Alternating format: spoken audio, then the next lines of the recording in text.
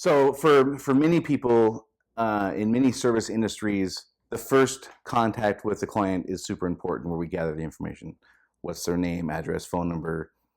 How are we? Whether they're bringing their car to an auto repair shop or a body shop, or whether we're going out to a home to solve a problem, we're going to go out and clean their carpets, whatever it is. Getting that first bit correct is crucial for most folks.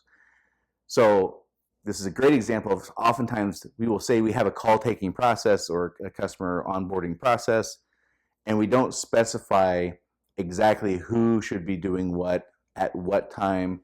And this is where we kind of get into trouble. We assume the person taking the call is going to have all this information and know how to get it right, when in reality that's not always true. So many companies, one of the places they oftentimes start creating procedures is in that onboarding process.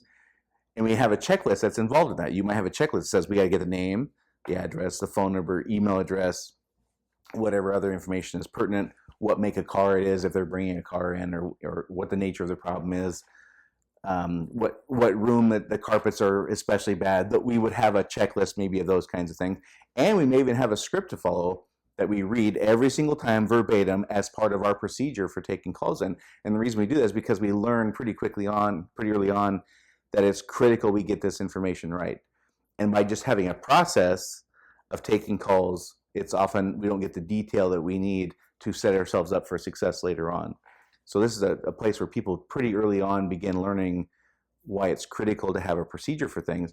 The mistake that's often made, though, is they call that a process, and they don't make that distinction between a process and procedure, which again later on will lead their folks to believe that processes and procedures are to be treated equally, which is not always helpful.